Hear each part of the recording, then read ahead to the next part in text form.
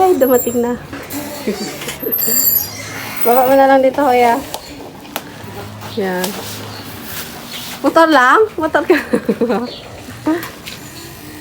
Buksan ko na kaya? Kung may sira? Sige.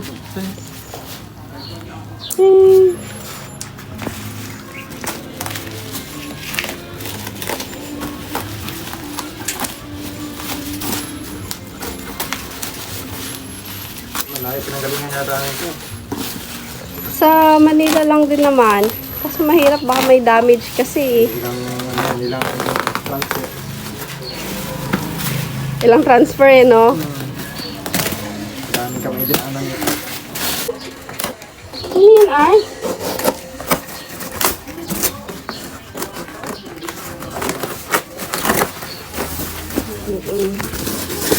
Meron dito ng ano, oh.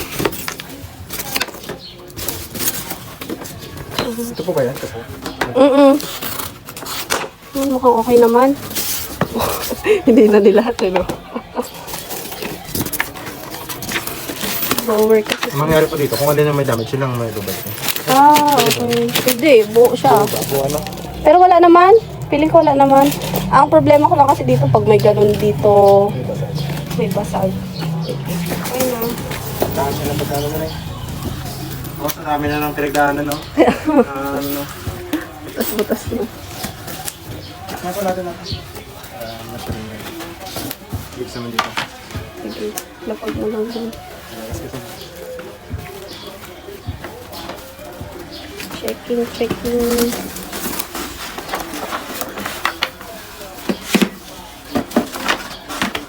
Okay. Huwag na tayo nagayin gamit. Okay, kay Pami yan, art.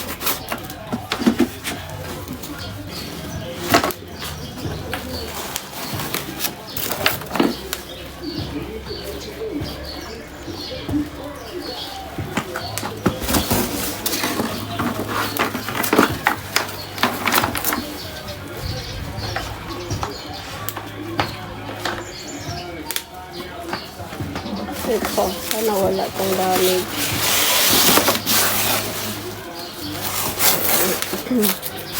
Wala naman. Oh, salamat. Ay, dyan, may crack. May crack na konti. Sige, okay na rin. Okay lang naman. Pipix naman ang ano yun eh. Ang tornado dyan. Yun lang yan. Sige, okay lang. Okay po. Sige. Magkalat, Ark. Bigay mo ito yung Ark, oh.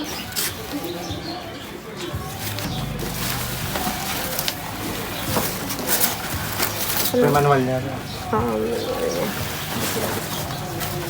Hi guys! So ayun nga, dumating na yung in-order kong drawer para sa aming bebe boy. At in-unbox na namin ni Kuya Ryder ito kahapon. So ngayon ko lang siya mabubo. Sabi ko kasi ngayon ko na lang siya assemble since may pasok kami kahapon ni Ark.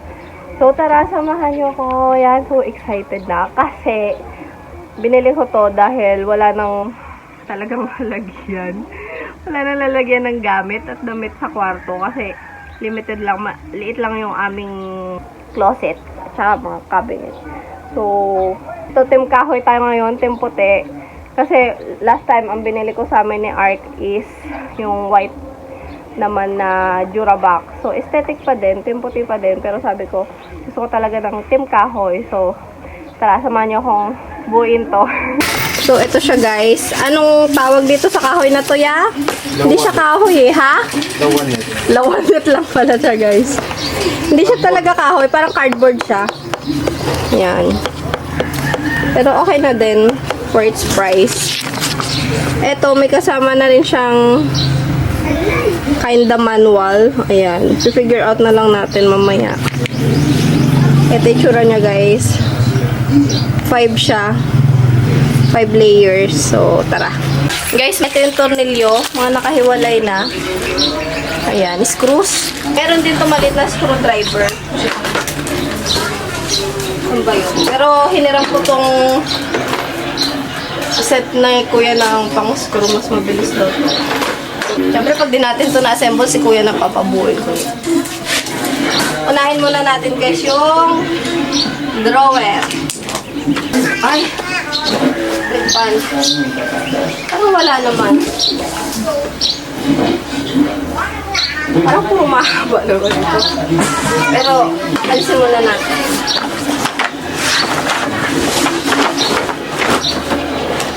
Ito guys, yung sa drawer. Oh. Ito yung kasama niyang screw guys. Oh. Tinulungan ako ni Kuya dito na lang daw ako sa taas. Kasi hirap na hirap siya sa akin sa pag-upo.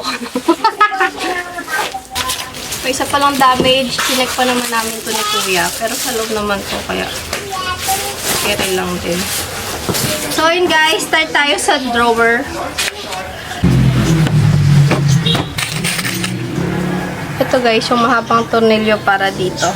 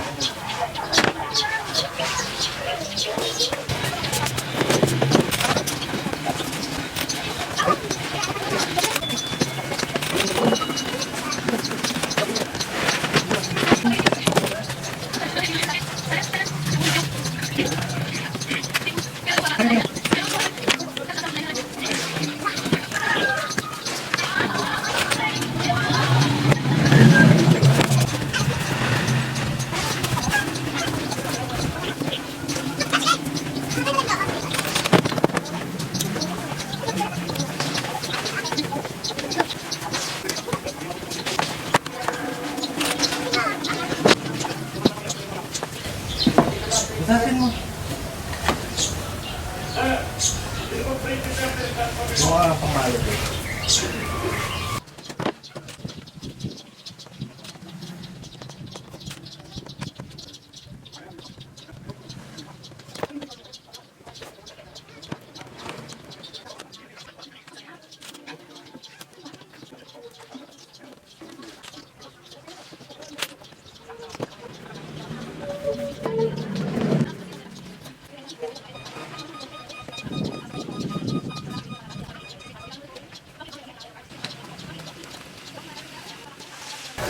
Hi guys, so after ko i-assemble yung mga drawer, next naman is yung sliding kineme niya dito sa gilid.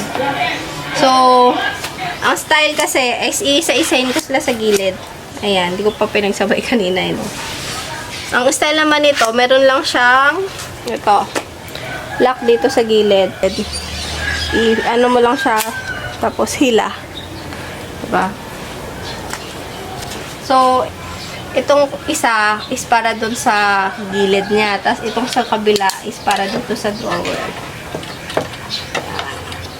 Sakto naman na yan siya. I-screw lang din natin. Kung mas maliit na screw.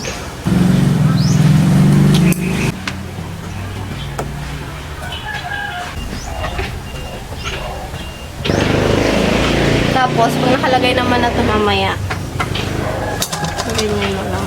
Slide mo lang ulit siya.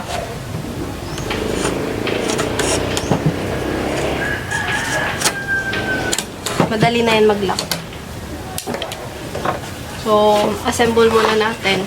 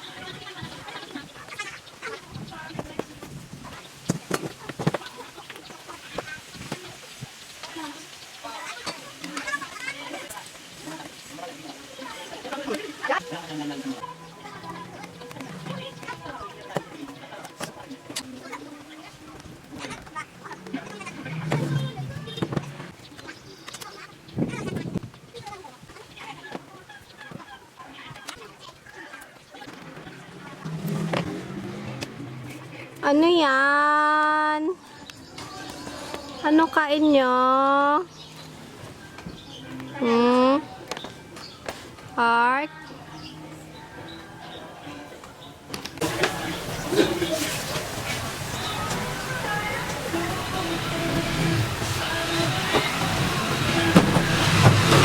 So, next naman natin guys, i-assemble is yung kanyang frame. So, dito sa board, may mga butas na rin para lusutan itong kanyang sliding kineme. So, attach na natin.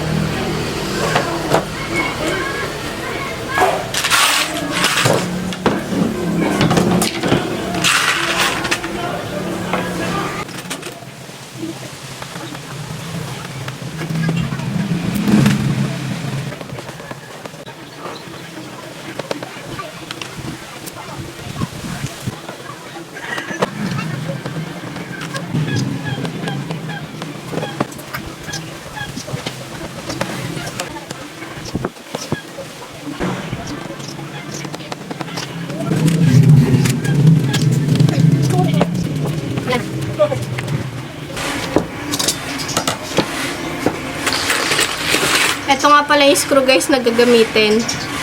Yung maliit lang.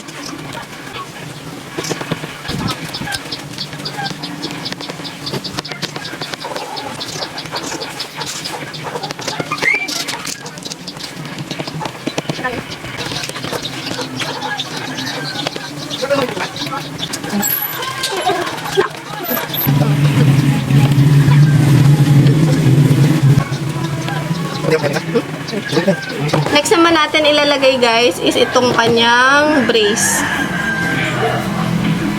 Ganito. Yan. Ay, malapit na natin mabuo.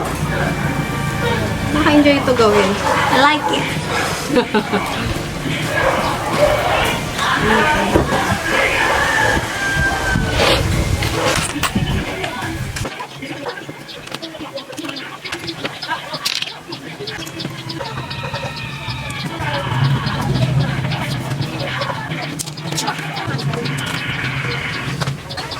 Okay.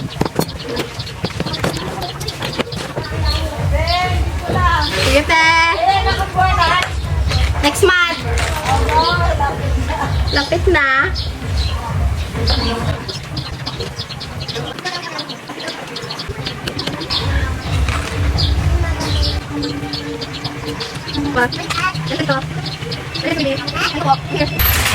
Okay. Next naman. Wow, parang totoo na siya.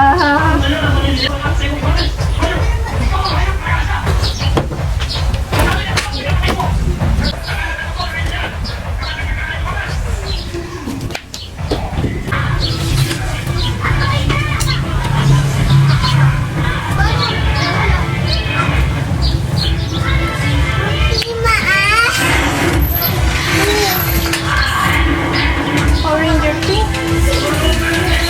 Ano yan? Kiss me. Daan anak.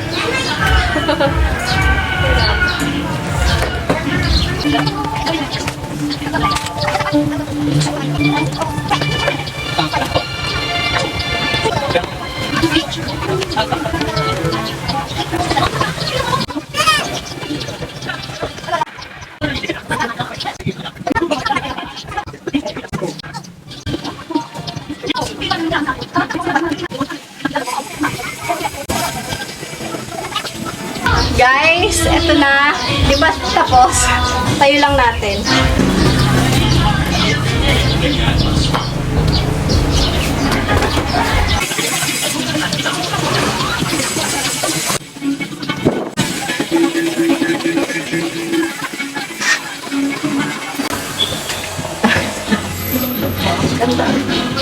Sulit mo na.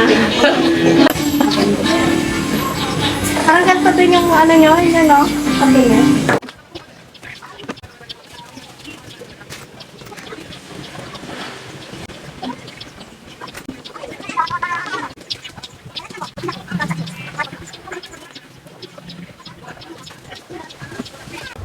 Guys, ito namang likod. Ito. Bale, ito lang guys, yung sa likod niya, malambot lang siya. Ganito rin naman talaga yung mga normal na cabinet na nabibili sa mall. Pero si Kuya na siguro yung papakabit ko dito kasi pako na siya. Hi, princess! I started to... Ano mo? Dalawin yan. Oh, hindi makikita yung crown mo. Hi, princess! Pako na kasi siya, guys. Papako na lang dito. Si Kuya na lang ipapako ko pala. Dugtong lang? Saan yung isa? Ayun, saka isa.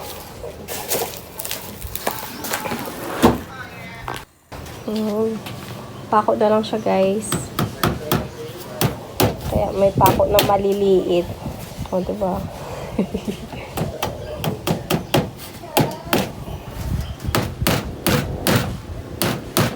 Hindi ko napapon dito. Okay. Lusot. May mas may clip. Yan na yun. Pare-pareho yan.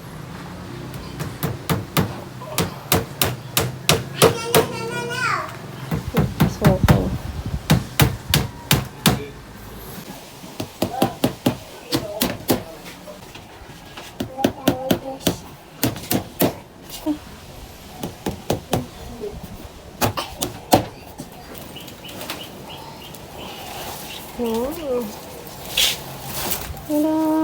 wow, parang totoo rin. Guys, na-assemble na natin itong kanyang body. Ngayon, attach naman natin yung mga drawer.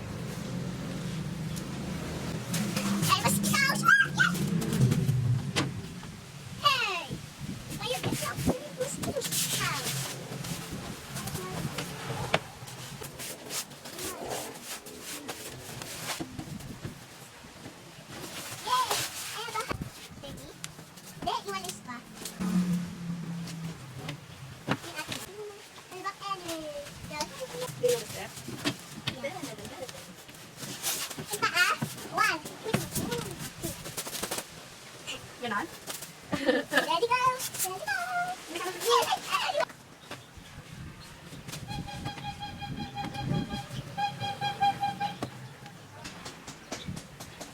Guys, eto na, nabuo na natin yung ating Shopee Budol find na chest drawer cabinet. Ayan.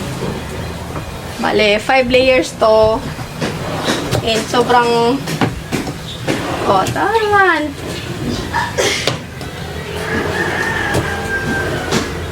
Hindi naman siya na-stack pag ini-slide mo. Kaso nga lang, sana magtagal nang hindi nakukot-kot tong mga gilid-gilid. Super worth it. And, syempre sa Manila po to galing, tapos na-deliver dito. May napansin lang kaming sira dun sa, ano dito, tag dito, sa isang kahoy dito. Pero, hindi naman siya nakikita, kaya okay lang. So, link ko na lang din sa description box kung gusto nyo magbumili. Meron din ang alam ko for layers lang. Mas mura yon. Guys, ito nabili ko ng 1,693. Yung delivery time niya is 4 days lang. So, ayan. Sa kwarto to ilalagay, guys. Pakita ko na lang pag lalagyan na natin siya ng laman. Pero, ayan na. Super happy tayo. Super dali assemble. So, yun lang guys for today's vlog. Thank you for watching. Please do like and subscribe. Bye-bye.